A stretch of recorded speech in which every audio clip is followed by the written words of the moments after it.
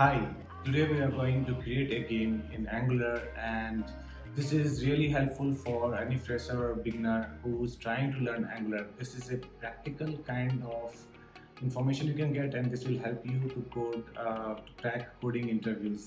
Let's begin.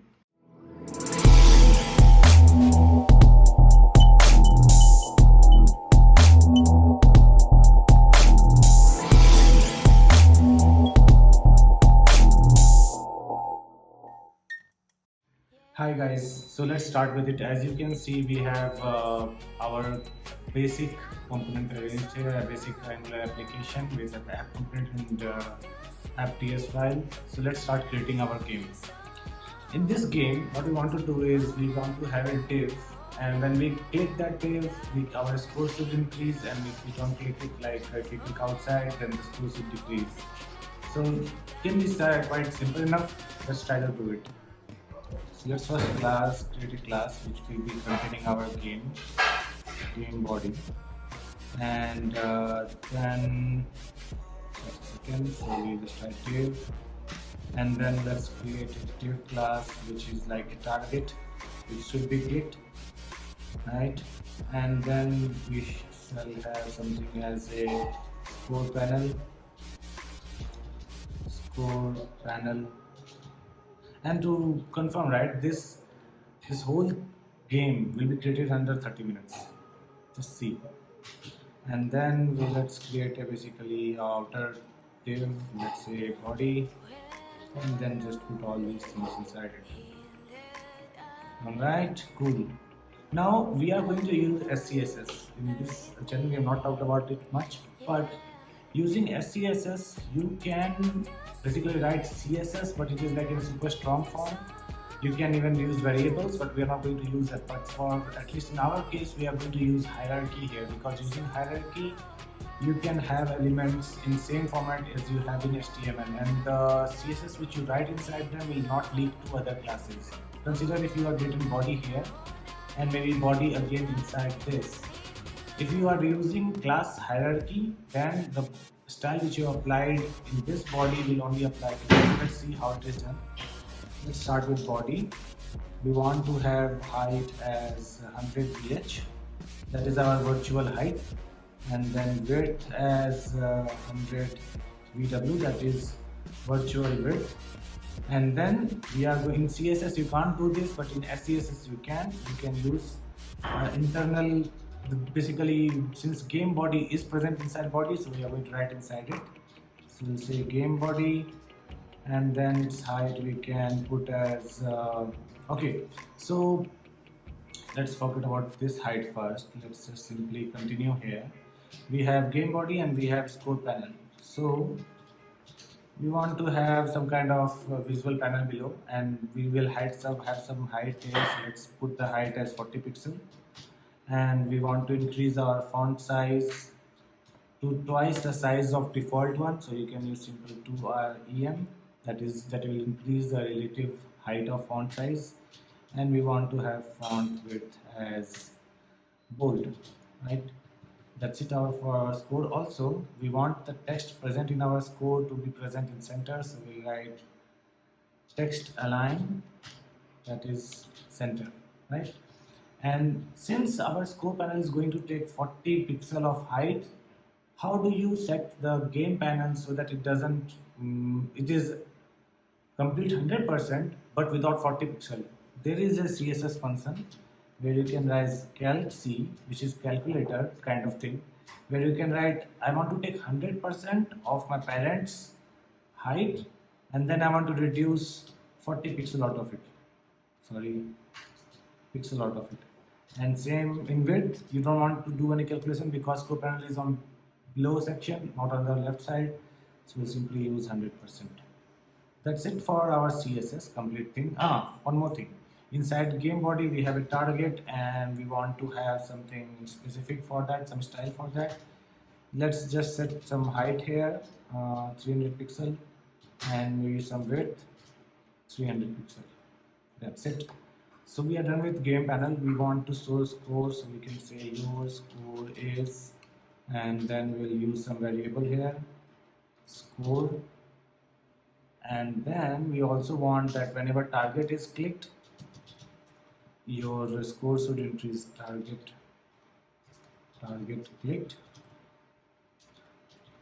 And then in this one we can use that whenever you click outside, we want to target missed.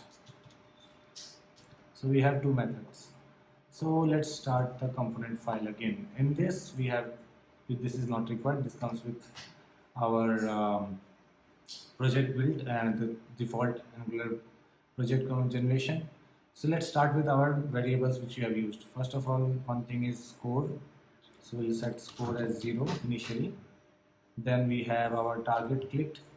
So we'll set our target clicked, and that's this dot score plus plus. And then when target is missed, then we can set this dot score equals to 0 and put an alert message. Before we actually set the score to 0, we can put this alert: game over, your score was, and then we can set the score, right? So we can do something like this dot score, right? So I'm sorry for a little bit sound there. There is we are actually having something for you.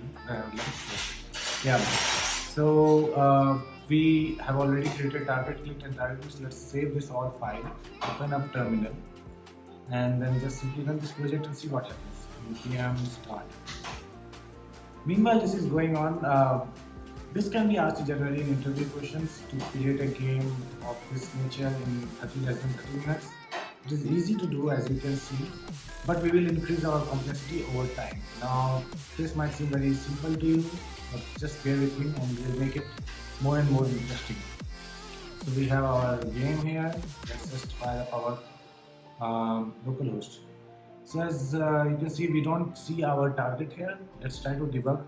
First try to understand that what happened to game body. Game body is taking complete width, and there is our target, but we didn't apply any color to it. That's why it is not visible. So let's just apply some color. Background color to be gray, right? Let's just save it, and as you can see, you can click here and it is saying your game over, your score was 1. That's weird, because I am clicking on target and still it is showing this alert. What can be wrong?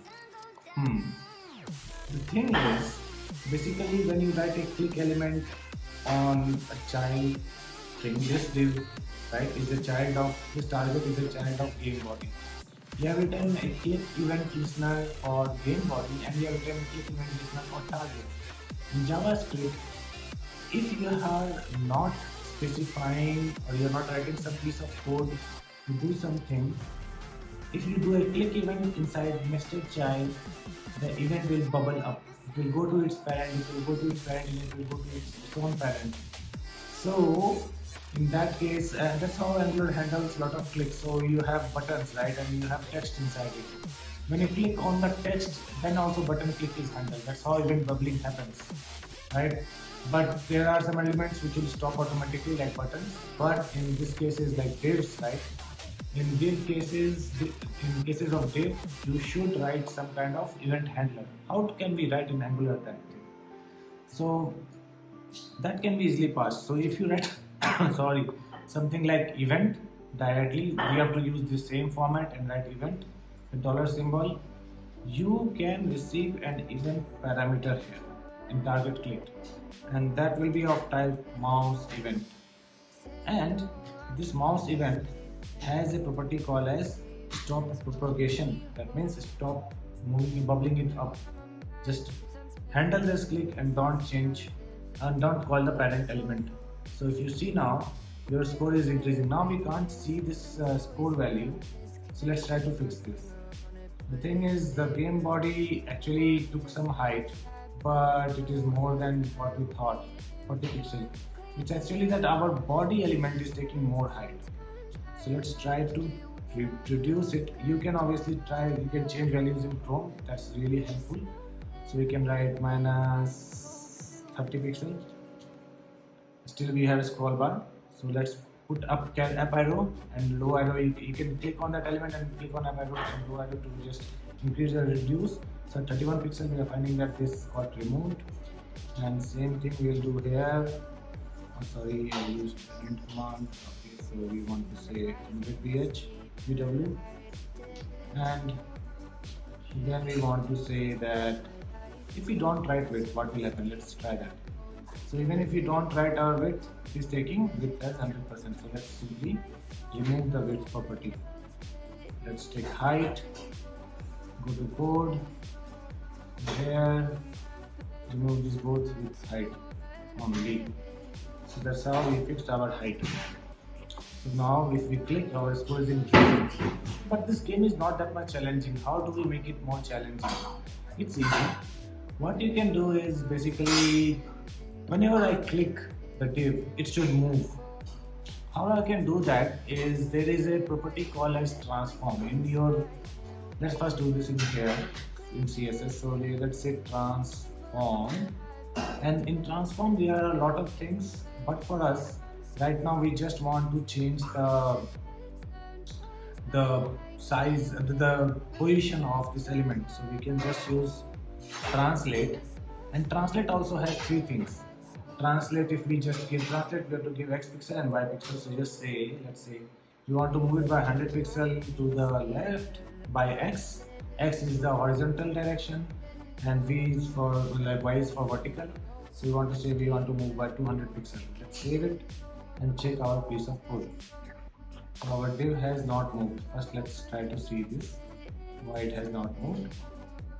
So it is saying, okay, so 100 and 200 is not correct values to give. You should give pixel and pixel here. So you can see our element has moved. So if you try to increase it, it will move in the horizontal direction, sorry, vertical direction, and this will move it to the horizontal direction. Now what we'll do is set these values programmatically, and that also to random. Alright, to do that, let's go to TS file. Right? In TS file, we want to set the x and y property of translate, and in HTML you want to move the target. So you can change CSS property by using style, style dot the property name which you want to change. So I want to change transform, and then you can set a basically variable to it. So I'll say transform value, right? Let's say transform value is initially a blank string. This thing in transform, since this is kind of a text, so this should be sent as a text there, and this is the pixel value. So let's set pixel, and in here this will be sent as a string. So we'll simply copy this transform val and paste it here, right? And then let's try to create a method, private generate random translate, right? And in this we want to randomly move it in the body. Now how much should we move it before generating random? That's a question, and that can be easily answered that we should move it inside game body, right? Game body element that was 100% width and height. You can use window object here, or you can basically get this game body and manipulate and get its value here. So let's say game body, we can use it as an idea, and you can see in this video in the card where we have gone through basically how you can use IDs in Angular and how you can work with it. So this can be accessed by view child. If when we are writing an ID for a div, you can access it through view child, and then you have to use same name as you have given there, game body. Remember, CSS class are separated with minuses or hyphens, but generally when you are using IDs, you should use Pascal casing, that is first letter small and any other letter in any other character in another word should be starting with capital letter caps. So game body, and the type of this game body is basically element ref, and or it can be undefined because we are not defining in the beginning. Now we want to basically access this game body div and get its height and width. Now if you remember another video which I posted, in that we talked about that when can we access the elements of a page, which lifecycle hook actually works with that. So there is ng on it, ng on change, ng on restore, a lot of things, but there is something called as ng implements after content is initialized. That means the HTML page has been rendered inside Angular and now it is going to render it on the screen. So what you can do is basically, or it is already rendered. So after content is called when you have already rendered the page. So now in using after content init, we can actually get the elements value. So let's just paste it here, remove these spaces here, and try to access this value. So we can write game body dot native element dot, oh, we are not getting any intelligence here. This is somewhere, if you are not getting these values, you can obviously do console.log and then this dot game body and simply save it. Go to the page, go to console, and we can see that this is undefined. This is really clear. So we have view child game body undefined and we want to log after content initialization. Alright, let's try to understand what happened here. We'll try to save it and try to see. This is still seen undefined. So basically after content init, okay, so we have written after content init. We should have used after view init. Sorry, my mistake. So if we use simply after view init, we'll get the value here. And simply use this and this. So after view init is a thing, after content init is used for ng content and related things. Again, that is present. I already explained in the video of lifecycle hooks. So you should go ahead and see it if you want more clarifications on that. So after you do view init, you got the element reference here, and you can see we have complete element and its objects. In this one, you can see the height and width is saved by name client height and client width. So we can go ahead and implement it. To save this, let's use a private variable,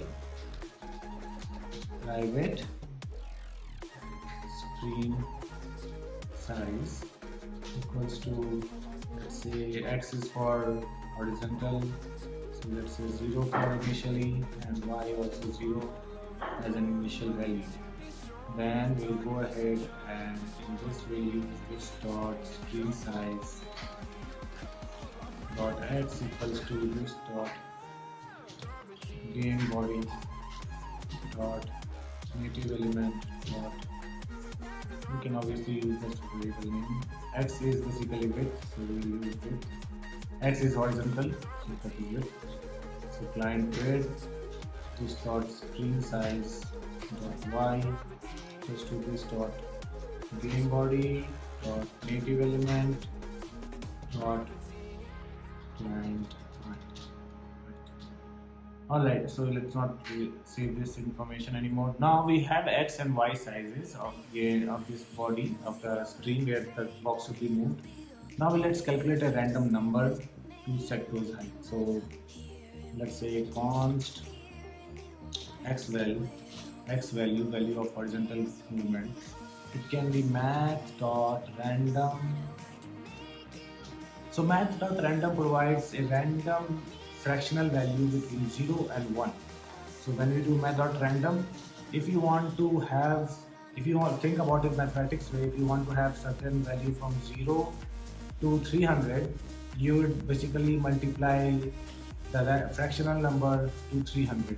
That's why in that case you will get a random x value to 300. So let's simply set 300, or sorry, not 300. In this case, we want to have through screen size.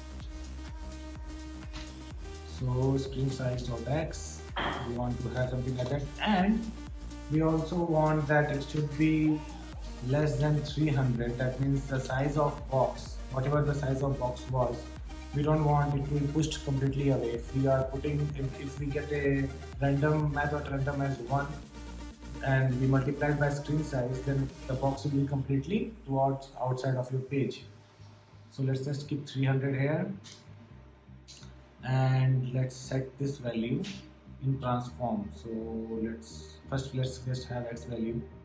Also, x value can be something like 0, and then we'll have minus 300.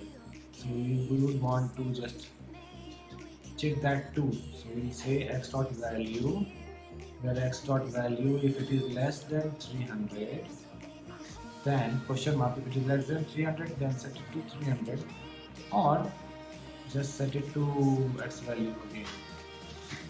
Right, same thing we'll do with y. Control C, Control V. Instead of x val, we'll say y. Instead of x screen size, we want to take y screen size. We want y, we want y, and we want y. That's it. We have set our x and y values of translate. Let's do the transformation. So we simply set this.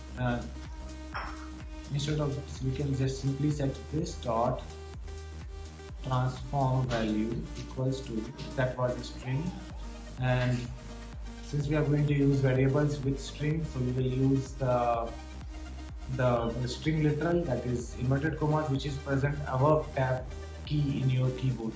It is if you press Control and click it, I think you don't have to press Control and click, you have to just click that above the tab button, whatever that inverted commas is, you can use that, and then you can use translate, and inside that you can use $x value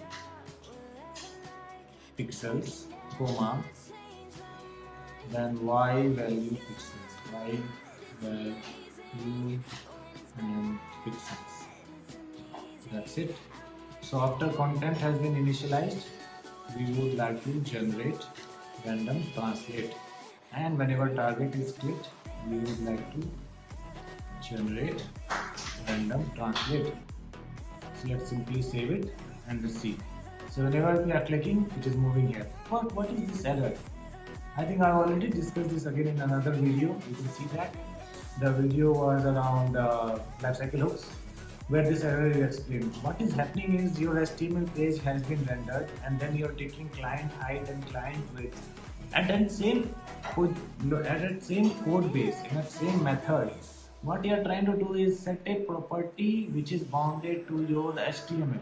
That means HTML has been already generated, and then you are trying to again set HTML, you are trying to change the HTML, and that's what is wrong here. That's why that error is thrown. It doesn't simply stop your application, but it is faulty thinking from Angular point of view. In Angular, everything is done step by step. Your values are checked, your content are created, your view is initialized, HTML is rendered, and then in that pipeline you are inserting again certain thing which will require Angular to run again. So that Angular simply throws it, doesn't run again. So what we can do here to fix it, as I discussed earlier also, so use the set timeout. Using set timeout, this guy will simply execute this piece of code, whatever I'm writing inside it, using an arrow function. Arrow function is another great thing. Using arrow function, whatever I'm writing inside this will be executed after all lines of JavaScript has been executed. As you know, JavaScript is a single-threaded application.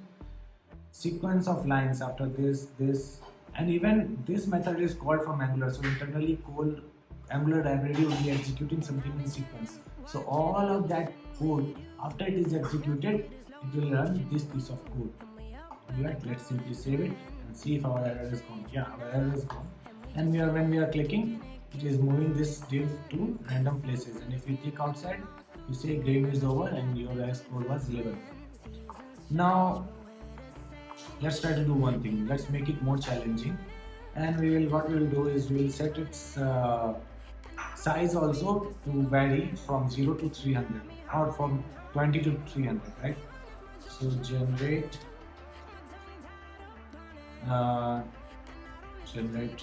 random scale.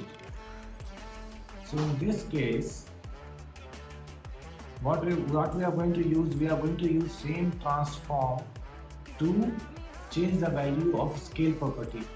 There is a scale property in transform also. So we can write scale. Let me just simply delete it.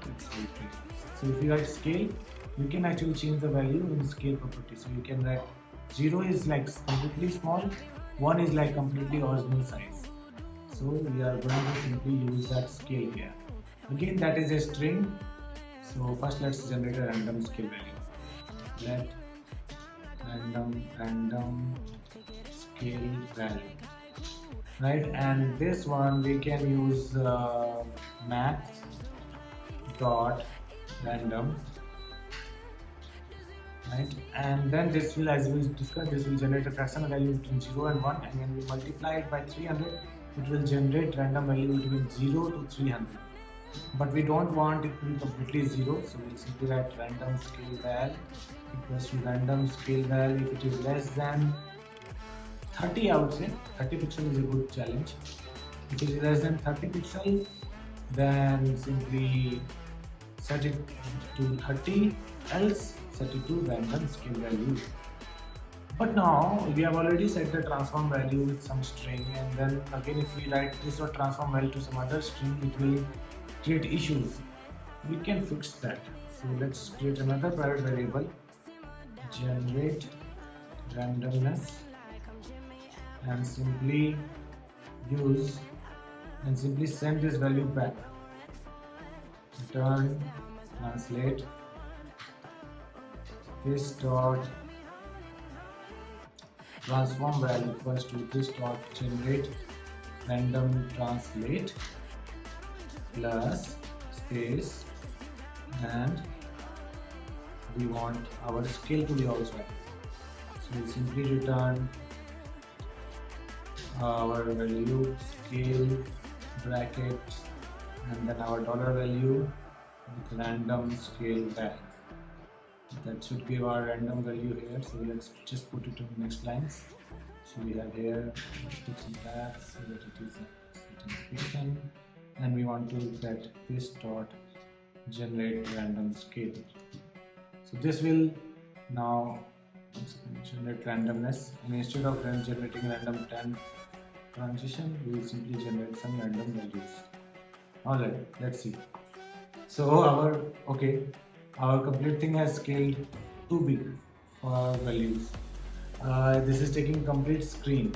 So let's try to understand what it is doing. So it is not generating values under 0 and 300. We should not have done that. So we just want that random value, as we talked about, scale goes from 0 to 1 as the random value does. So we don't need to multiply by 300. So what we can do is, if it is smaller than 0.2, then we will set to 0.2 as random scale value. So simply let's save it, and as you can see, the value box is moving at different locations and different time. Also, let's add some more interesting thing. With one line of code, you can basically put an animation here. If you write transition, and then you can simply put all, that means you want to, transition is for making any change in the element smooth. How do you want from CSS property of transform translate x of x00 to 100, you want it smooth or not? If you want it smooth, you can write transition property, and then first parameter is which properties you want to transition on. You can write a specific property like height, width, translate, transform, or you can write all for everything. If you want it to work in 200 milliseconds, you can write seconds also, just like s after this. And then we want to run a function, how you want to translate it. So I want to say that it should start very quick, start slow, go quick, and then end slow again, is in out. There are multiple functions you can experiment with in here. So when you click it now, so it is just transforming and moving to different places. Now it became a little bit more challenging. And this is how we can do things. And also you can see basically how animations can be done in Chrome. This is a really cool tool. You can even write animations, change animations visually. If you change this, Now animation will occur in a different manner altogether. You can have linear, you can have fast in out, you can have different things. So all animations are shown very easily here. Also, if the screen is getting stuck, we can write something called as will change to true. No, sorry, will change to. There is something called as auto. I think so. So that should actually improve the performance. Since we are using this, okay, so we have clicked outside, so our score has reduced. So if you use this now, this should be smooth enough. Right. Now our score has been done. What can we do more? One last thing is basically how can you make it more challenging. One thing let's add before we complete this game, since we have some time left. So let's quickly add one more thing. Time left for click, and then let's just put